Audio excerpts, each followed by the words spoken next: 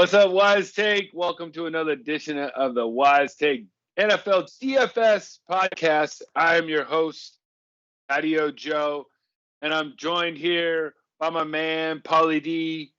You can follow me on Twitter at Paulie8Ds, and you can follow me on Twitter at Patio Joe Ref. Paulie, what's going on? How are you doing tonight? Doing good, bro. Nice little slate we got lined up this weekend. Man, I did well last week, but I should have done better. Missed on like one or two things, but like for the most part, I was pretty locked in. Like, Stafford and the Rams offense, I was in on, and some of the running backs I played worked out. Some of them didn't. I was pretty high on Dalvin Cook, like most, and I wouldn't say most, but like maybe half the industry was, and then. When you got Madison, that was like a plug and play. CEH did well, and it was just like trying to remember now where I kind of failed. I think it was the tight end spot, and maybe like who ruined me? Somebody did, because I did fairly well. I got deep in some MME teams. My mains, all did all right, but it was like one or two things that kind of ruined me.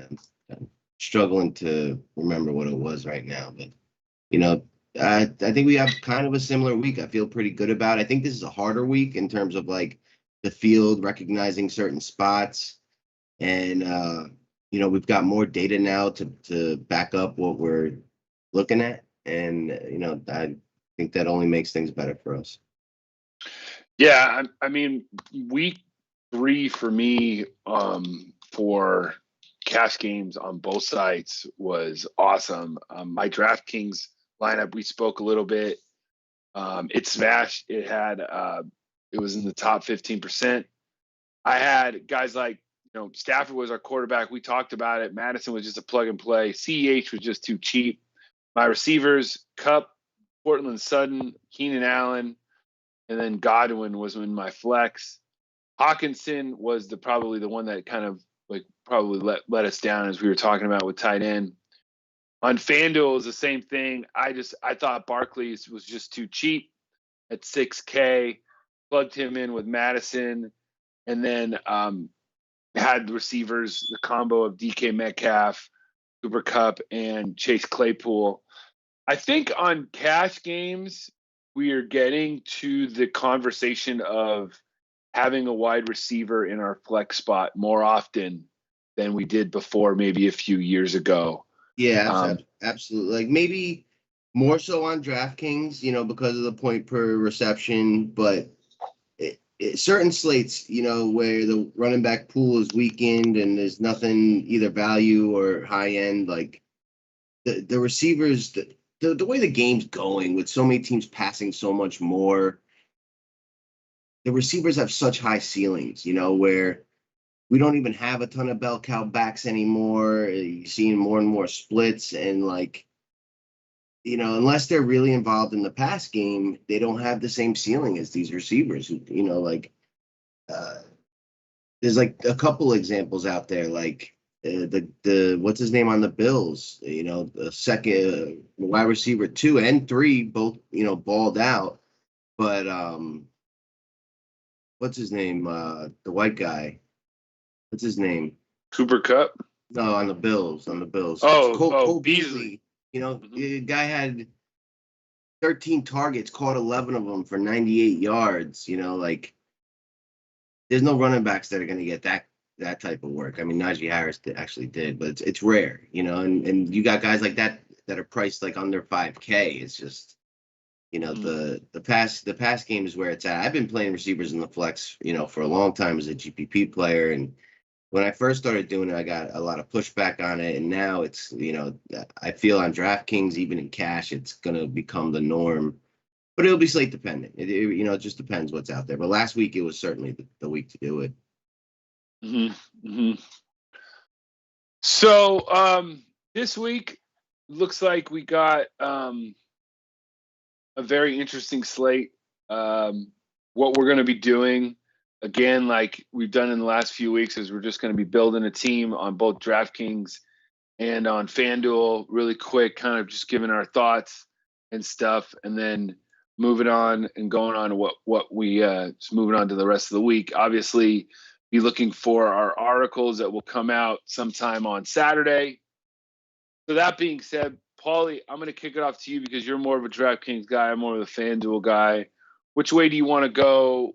Start off with our DraftKings lineup. Is this a cash game lineup or a? No, we're just going to do more of a GPP on both. Lineup. I might have a little bit more of a single entry feel to my FanDuel thing, but let's do that. All right.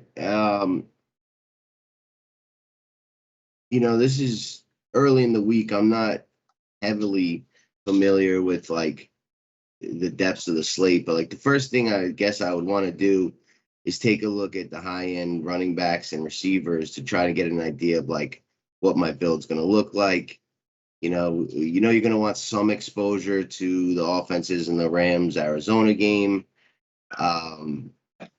Some exposure possibly to the Seattle game, especially the Seattle offense, just because they have such a narrow, tree of players to choose from that are going to have impacts. But on DraftKings, especially at running back on the high end, is not that attractive to me, so. And with receiver, there are some that I think you could throw in there. It's a really good spot for Kelsey if you're going to try to stick him, and he's 2,200 higher than the next closest tight end. So when you go Kelsey, that dramatically changes your build.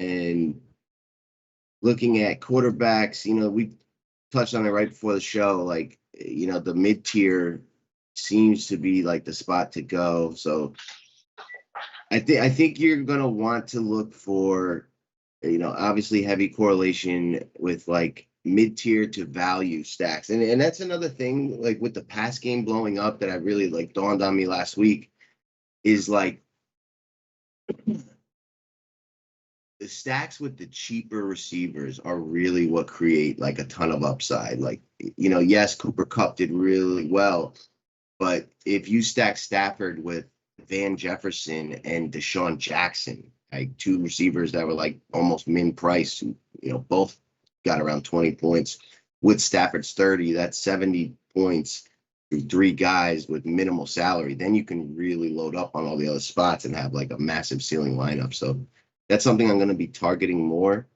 as the season rolls on. So, I'm going to kind of stick with Stafford right now. Let's throw him in the quarterback spot.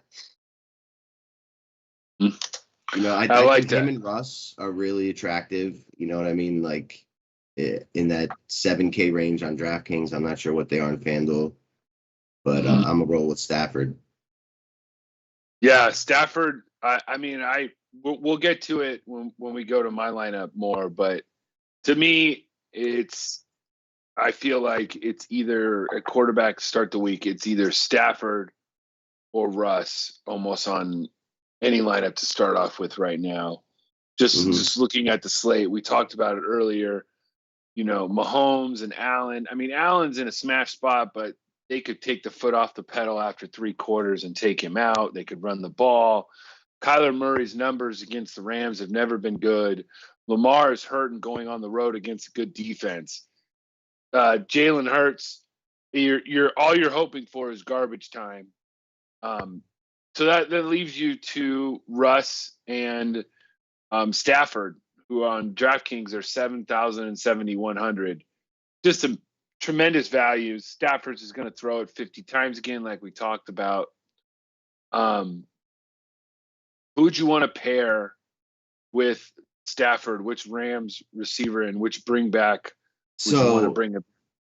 Like, it's too early to make like final decisions on this, but I'm going with Cooper Kupp. That's the red zone receiver, the guy that's, him and Stafford have just hit it off. He's going to have the targets.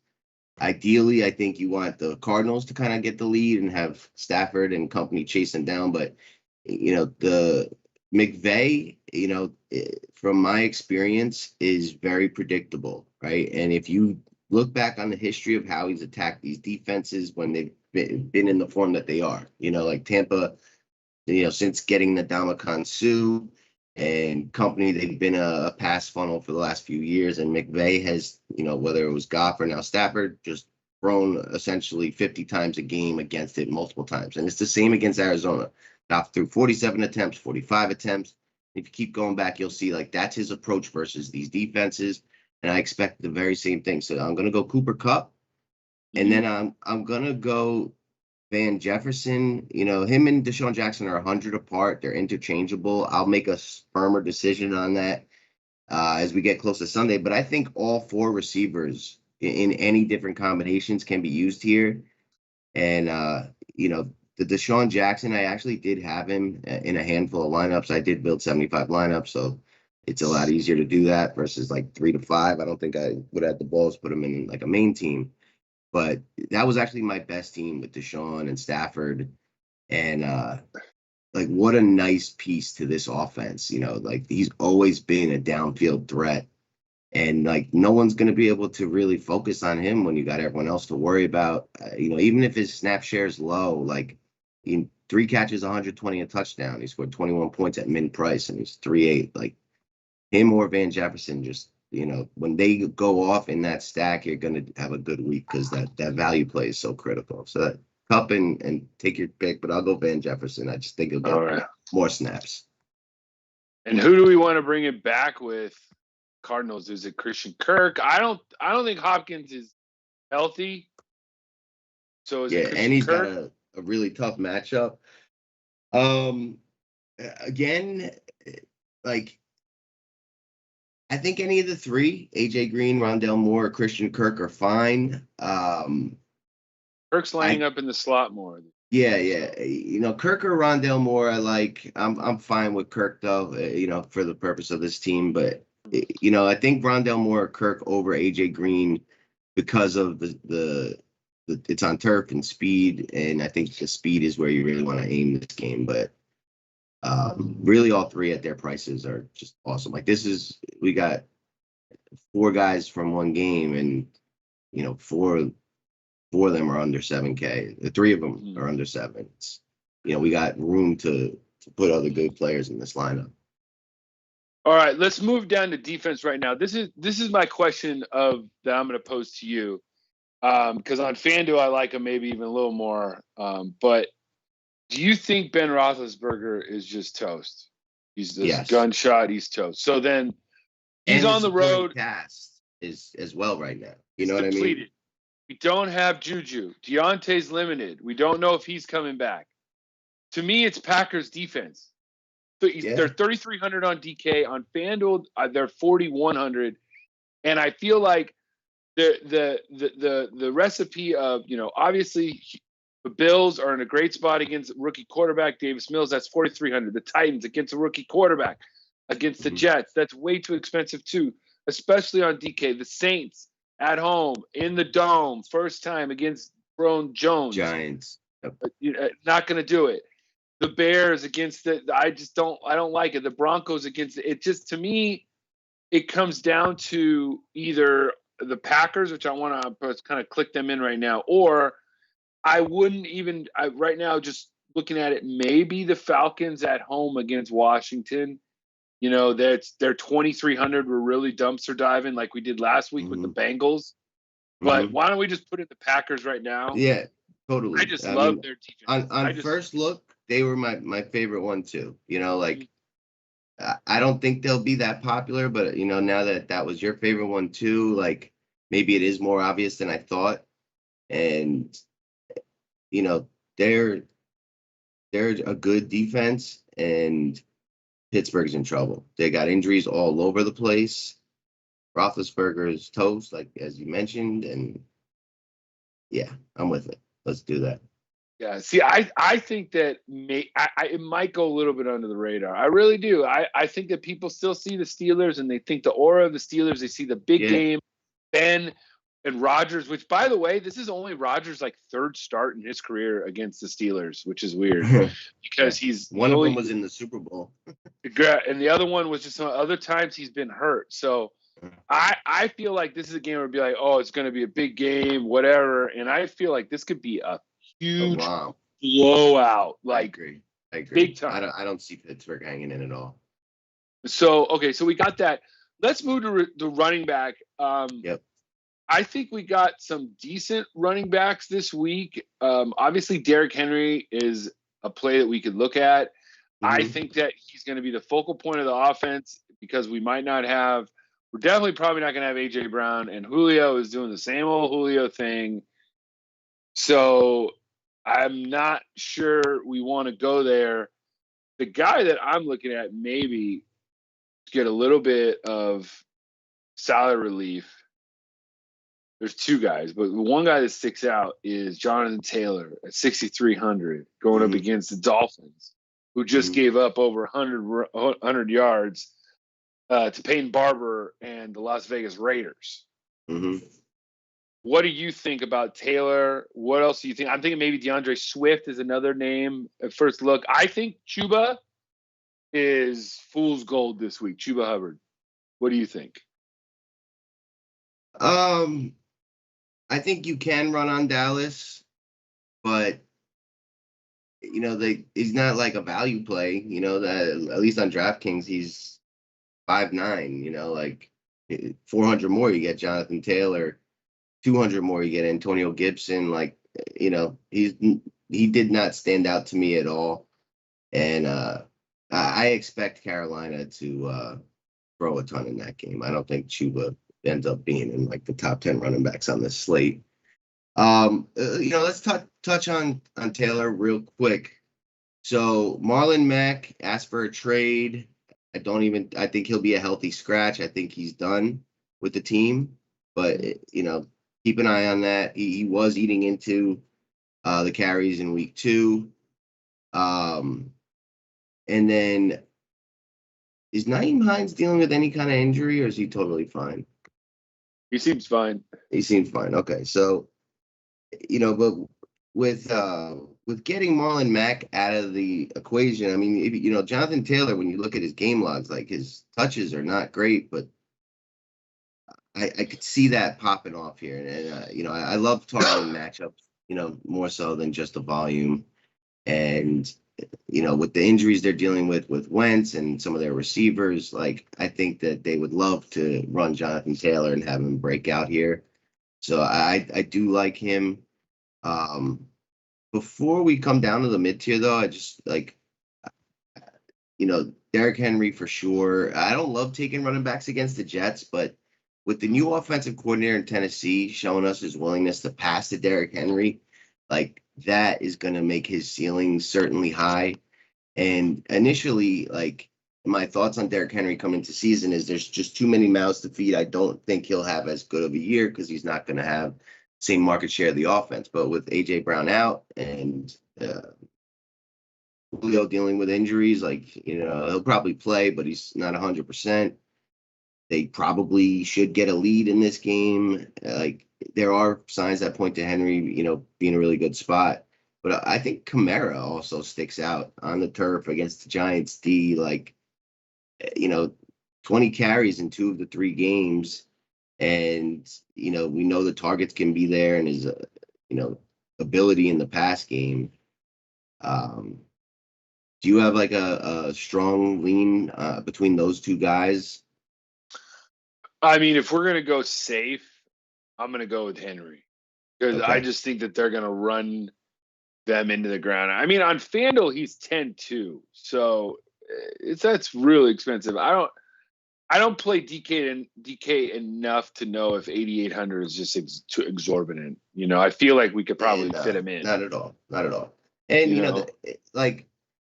he's averaging 4 targets a game. He has 13 targets already through 3 games. That's like game changer, especially on DraftKings. So if we have the salary, I like both of them as 4 pieces this week. Like I think I could have a spend up running back in a lot of my lineups. I don't think I'd play much Najee Harris. Although if he's going to be targeted that much with the receivers being down and the pressure, like his ceiling is high as you saw last week. nothing really stands out to me till we get to the mid-tier, and it's like a lot of like they don't separate very much for me. I mean, I don't love David Montgomery, but he's probably similar to Jonathan Taylor, like this a decent spot, and like I think they would love to feature the running back and take pressure off the quarterback and get themselves a win. I do think Antonio Gibson is interesting, but like none of these guys are really that exciting. So like if we can afford it, I think we go with Henry and your boy Jonathan Taylor, unless you got like a value play. No. I think Edwards-Helaire is in a really good spot, and you can run on Philly as we saw Dallas just torch them on the ground with both Pollard and what's his name, Zeke, and he's 5'4" on DraftKings, so like I don't mind that. But after that, like I'm going to be taking some shots. Like I think Myles Gaskins on the other side of that Colts game is interesting. He's actually averaging like 5 yards plus a carry. Kareem Hunt, like I think they're going to use their running backs a ton against Minnesota. I think DeAndre Swift is emerging as like a really talented back with pretty solid volume, like safe volume you can count on against the Chicago defense. That's nowhere near what they were. Miles Sanders against KC is interesting. Like, we got to see if Cook's going to play or not, with Madison, but his price is up and that's a tough matchup. It's not like a ton that really jumps off the page at me. So I'm cool with the Taylor Henry. And how much does that leave us? That doesn't leave us with much. That's for sure. Okay. No. I mean, that leaves us 3,800 per. Okay. So yeah. I mean, we'd have to pay down. We'd have to pay down at tight end. Yeah. I see what you're saying about Montgomery. You got to think. Let's just think about it. Even if Andy Dalton comes back this week, he's still Andy Dalton, and he's got a knee bruise. Right. And then you have, let's say he doesn't play, and then you're going to put Fields out there. You got to think they're going to try and lean on Montgomery to win this game. It did not go as what I think everybody thought on Twitter thought that Fields was going to come in and run for 150 yards and throw for two touchdowns and do great. And he looked terrible. And I feel like quarterbacks of the last few years have made it almost impossible for these quarterbacks to perform in the way, because Herbert comes in there and the spot start. Yeah. And it just was too much, So I think everybody's thinking that these guys are just going to be the same, and it's the NFL. It takes time. So, why don't we put in Taylor and Montgomery? Or Taylor. A situation like I got my eye on. I'm going to be targeting running backs against the Seahawks all season long. I think San Francisco 49ers offensive line is elite. It's just who's going to be available. Like, if it's clearly Trey Sermon again this week, Trey Sermon at 5K, I think is a very nice play. He got 3 targets and 10 carries in a game they were getting smoked by Green Bay.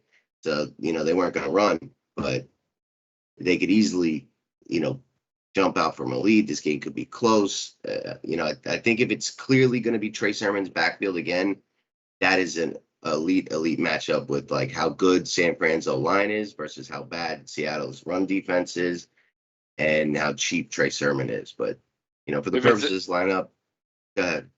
And if Mitchell's in there, it screws everything up. Yeah, it messes everything up. But for the purposes of lineup, like, I'm cool. I would actually rather go down to Clyde Edwards-Helaire at 5'4", just cheaper than Montgomery. But, either one, it's fine. You know what I mean? Let's leave it with Montgomery and Taylor, and that gives us 10-6 left, 5,300 to spend on a tight end and a flex. Okay. Let's talk tight end. Like, this is a phenomenal spot for Kelsey. The Cowboys tight ends murdered that Philly defense. We just don't have enough money on that. Yeah. 8-1. And there's just no. I think on FanDuel it's doable, but yeah, it usually is. So I think Dallas Goedert is going to be really interesting on the other side. Like,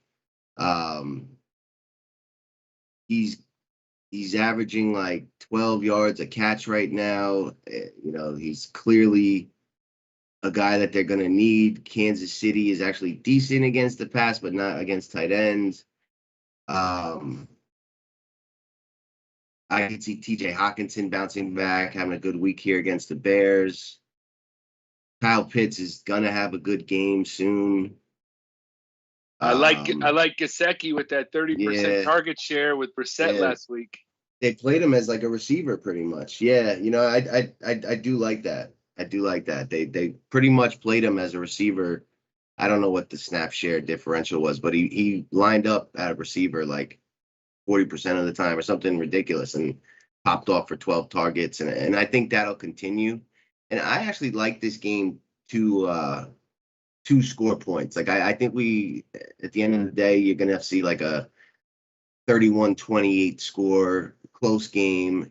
Both defenses aren't very good. And you've got some like narratives in there. You got like Brissett versus his old team. And I think that's interesting, So I'm cool with Gesicki, but he's volatile. Like I don't think I would play him in cash, but for this lineup, sure. All right. Well, I mean, it also has a correlation with Taylor.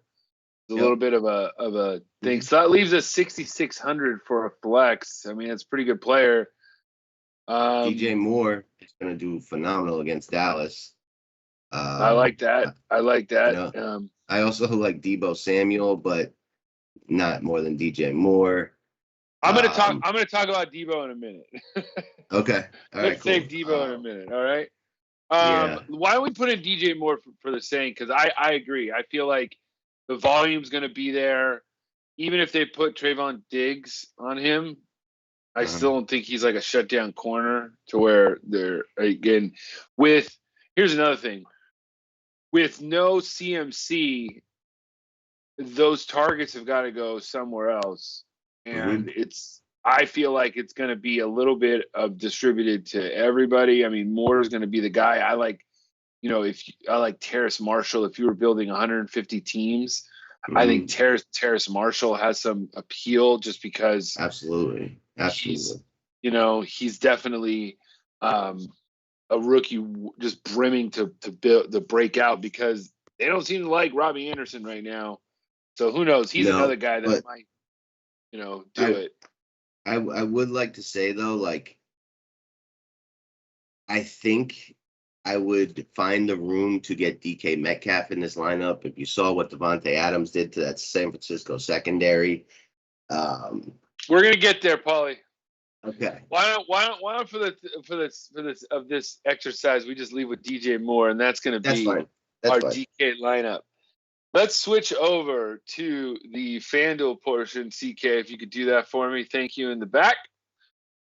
All right, let's switch over to the FanDuel portion now. The reason why I'm liking this is, to me, I'm going to just start off. We're putting Russell Wilson in our quarterbacks. I might have him on every lineup on FanDuel. Russell Wilson, when he came into the league, he had to practice every day against the Legion of Boom. They did a defense called the Cover 3 defense. You probably know about it if you did the Cover 3. Well, you know what kind of defense Russell Wilson's playing on Sunday? 49ers are running a Cover 3 defense now. And Russ is the number one quarterback when it comes to Cover 3 defenses. That makes me just absolutely love him. He is going to tear up this 49ers secondary, who, by the way, are missing 2 corners in Emmanuel Mosley and Josh Norman. We all know Josh Norman is past his prime. Now, moving on to DK Metcalf. We're locking him in 100%. Boom. DK is in this lineup. He is 6'4". Nobody on the Niners is above 6'2". Nobody's going to be able to cover him. I'm telling you, this is my favorite stack of the weekend. Russell Wilson, DK Metcalf. Yeah. Bringing it back with Deebo Samuel. Debo didn't get a chance to play against the Niners or against the Seahawks last year because he was hurt both times. You know, he gets hurt. He's a very injury-prone player, but he's healthy for right now, and he's been doing great. But did you know in his rookie year, he had 16 targets, 13 catches, and over 200 yards against this same cover 3 defense. So Debo both is going San Fran and Seattle play cover 3? Correct. And Garoppolo's best numbers is against the cover 3 defense. So if you were doing a stack of Garoppolo, if you wanted to get some value, Garoppolo with Metcalf, Lockett, or Debo, Kittle, something like that. But that's how we're going to start this lineup right now. Russell with Metcalf and Debo. And I think that we have enough salary to just put in Kelsey, and I want to put in the Packers defense at 4,200. All right? You good with that? And then we can work with that. We have 6,300 or 25-3 left, 63 25 Kelsey and the Packers. And the Packers day, yeah. How much does that leave us with salary-wise? It's 25-3 and it's 63 average. Okay, 63 average. And we got to do a 2 running backs and a receiver? A receiver and a flex. 4 positions. Yeah, okay. So I think on running backs, obviously putting in Henry puts us way down. We'd have to probably move off of Kelsey. Yep. But David Montgomery at 7,500. Again, we can talk about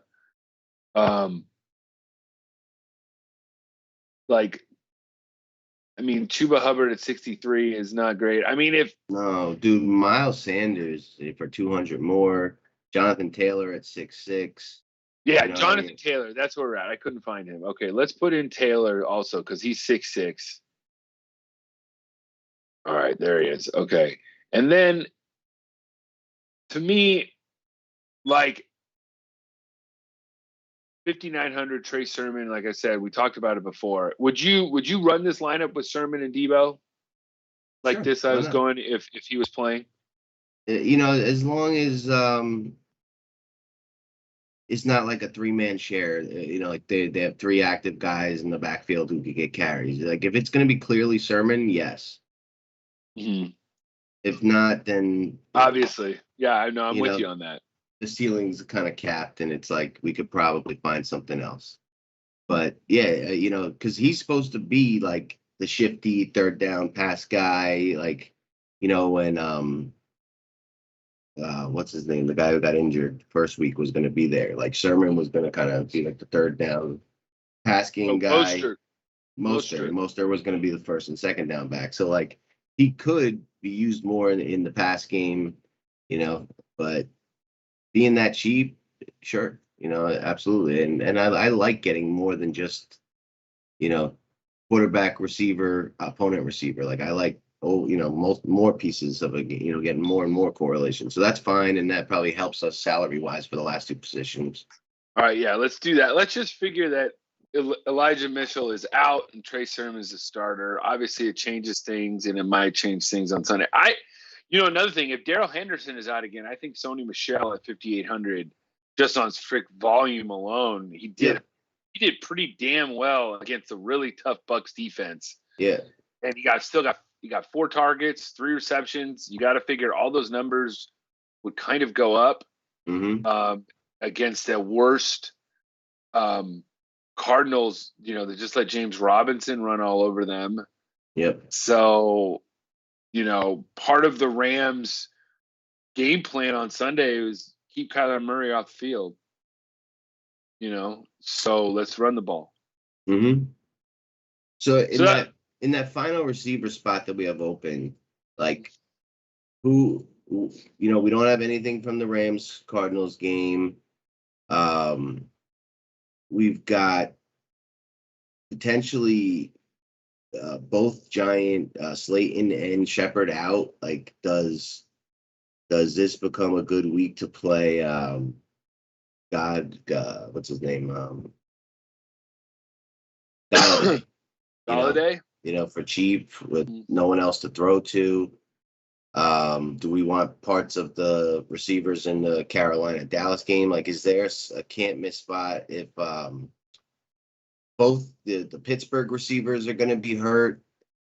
I don't know who's going to be active or not, but like Chase Claypool was on his way to like a huge target share, then he got hurt for a little bit.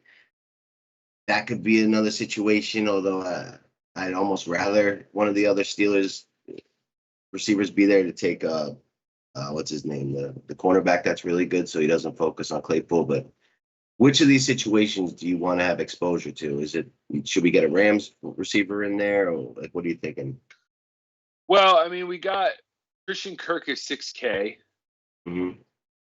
If you want to go total contrarian and get a 2% play in that game, Robert Woods, nobody's going there. I mean, he is persona non grata around here. I mean, he has just been doing shit, and at 6,200, we could lock in Kirk and Woods and have a little bit of money to upgrade somewhere else if we wanted to, and what have you, and you still have a piece of that game. You're not going with the chalk, and such, but you could still get, you'll have 600 left if you locked in Kirk and Woods in those two spots. So you get a little bit of correlation going back and forth with those guys.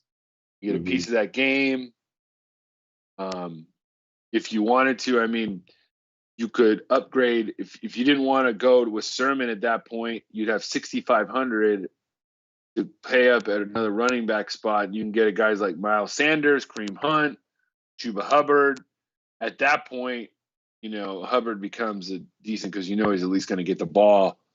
But yeah, I think it's a good. It gives you options at that point. You can just kind of move down from wherever you want to go and such.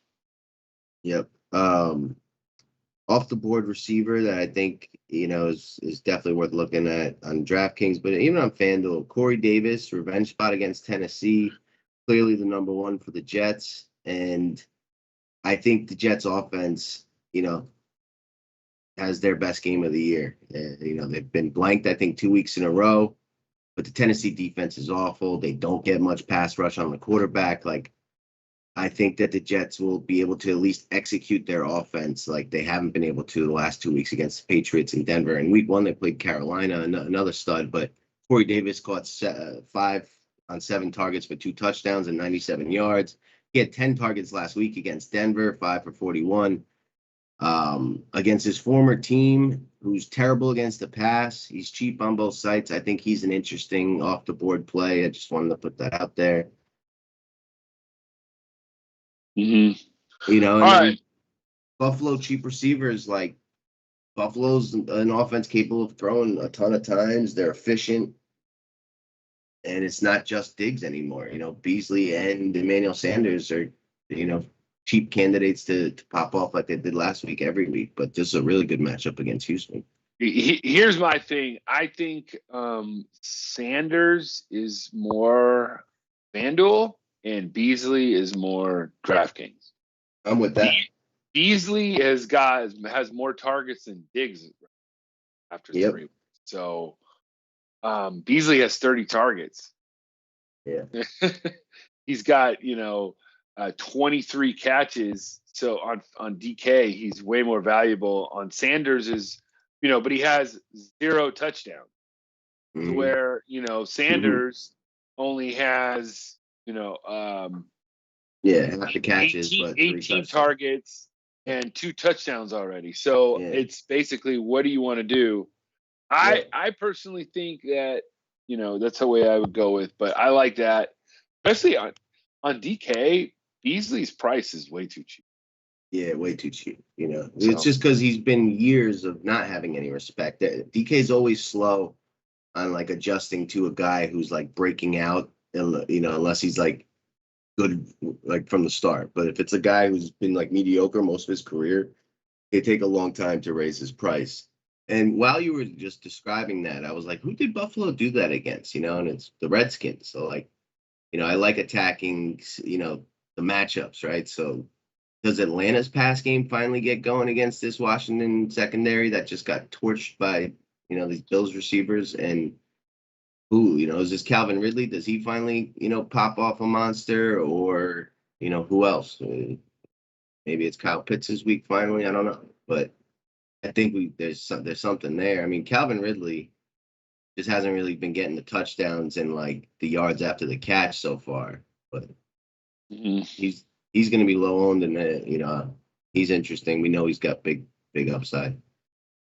You spoke of Miles Sanders, and somebody wrote that he's going to be chalky. I don't see how somebody can be chalky when we only had 2 rushing attempts all game last week. I just can't. I mean, they got absolutely just manhandled, and then pick 6 to start the second half. Like, I agree though. There's no way he's going to be chalky. He's the easiest fade in the day if he's chalky to me. Like even when he had 15 carries, he only got 75 yards. I mean, he's not. I don't think he'll ever be what we want him to be. He's got 0 touchdowns. I don't know. I'll let everybody else play him. If I'm wrong, I'm wrong. Yeah. I'll take, Taylor at 6,600 is way better. I'll take him.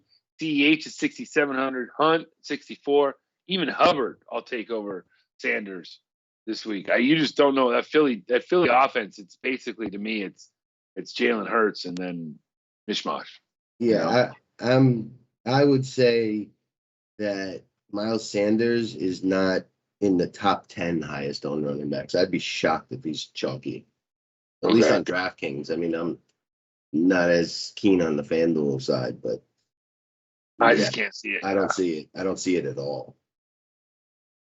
All right, CK. So why don't you lock in Christian Kirk and Robert Woods, and we'll wrap this thing up there for our FanDuel lineup being Russell Wilson at quarterback, Jonathan Taylor and Trey Sermon at running back. We got DK Metcalf and Deebo Samuel at receiver with Christian Kirk. Tight end, Travis Kelce. Flex, we're going to go with Robert Woods. And the defense will be Green Bay. Anything else to say, Paulie, before we get out of here? No, I mean, I think after talking with you, like, the highlight games, I think is going to be Arizona Rams. And then I think it's going to drop off. Like, I don't think there's like, last week we had like the Rams, Bucks, and like the Chiefs, San Diego Chargers game that was like, we knew there was going to be a lot of exposure to. This week, I feel like it's that Rams Arizona game on an island, and then like a handful of candidates to be like the next most popular. We didn't talk much about Carolina, Dallas, but I think that game has potential to really go off. But, ownership may be a little bit more spread out this week than it was last week. I think a lot of the public will go to KC and Philly because it's KC, they're playing Philly, and it's the NFC East team, and just the general public just loves going there. Mm-hmm. I'd like to. I mean, the point spread in the Browns-Vikings game is 51. Yeah. I just don't see it getting there. I could be completely wrong, but I just don't see it getting there. I feel like we got 2 good running teams, and they're gonna be kind of an ugly game. I don't know if Baker's gonna want to get in a shootout with Cousins and Jefferson and Thielen. They're gonna want to run it, and they got no receivers. Like the Browns are gonna play slow and sloppy, ugly.